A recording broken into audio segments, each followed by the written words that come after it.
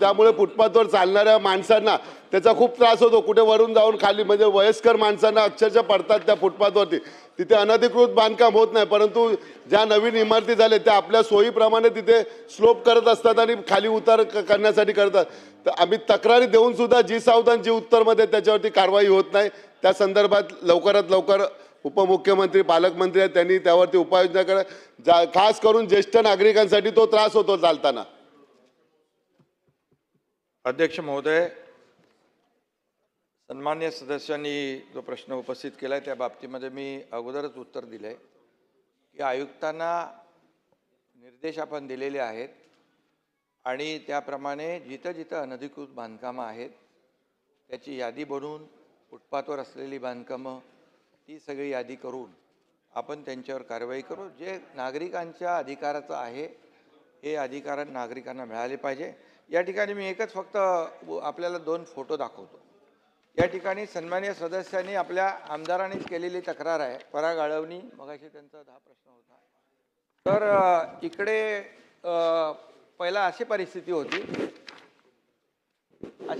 होती आणि हे काढल्यानंतर बघा हे सगळे फुटपाथ सगळं दिसतं खाली, म्हणजे कारवाई करताय। काही ठिकाणी कारवाई राहिली असेल तर असेच करून टाकू कारवाई। आणि अजून एक गोष्ट लक्षात घ्यायला पाहिजे, नाही बसून घ्या। अरे बाबा आता झालं, चला आता पुढे जाऊया। आणि उत्तर दिलंय ना एक नाही आणि सदस्यांनी एक लक्षात घ्या की सुप्रीम कोर्टच्या आदेशानुसार पावसाळी काळात आपल्याला निष्कासन करता येत नाही, या संदर्भात पण आपल्याला लक्ष ठेवायची गरज आहे। त्यामुळे आपण दिलेल्या ज्या कंप्लेंट्स असतील त्या संदर्भातली कारवाई जर का ती झोपडपट्टी असेल तर पावसाळ्यानंतर करायला लागेल, त्याची शासन दखल घेईल।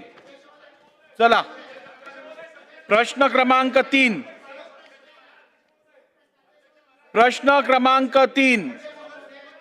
पुढे घ्यावा ते अडकलेले, पुढे घ्यावा तो।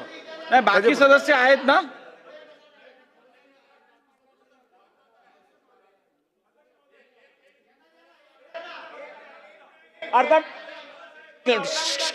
अध्यक्ष महाराज 1 मिनिट, प्रश्न क्रमांक 3 पुकारलाय त्याच्यावर बोलायचं आहे का? प्रश्न 2च्या संबंधाने प्रश्न 2 झाला, आता अर्धा तास चालला, अजून नाही, अर्धा मिनिट अजिबात नाही।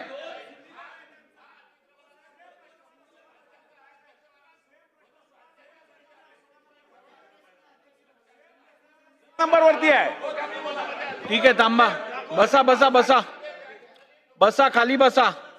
असं चालत नाही सभागृह, तुम्ही उठणार बोलणार असं नाही चालणार। मी तुम्हाला परवानगी देतो, बसा खालती बसा। महेश बालदीजी, मी सभागृह सांभाळू शकतो, आपली मदत लागेल तेव्हा सांगेन मी तुम्हाला।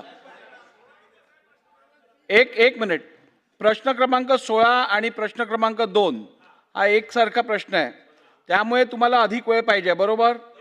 ठीक आहे, मग बोला।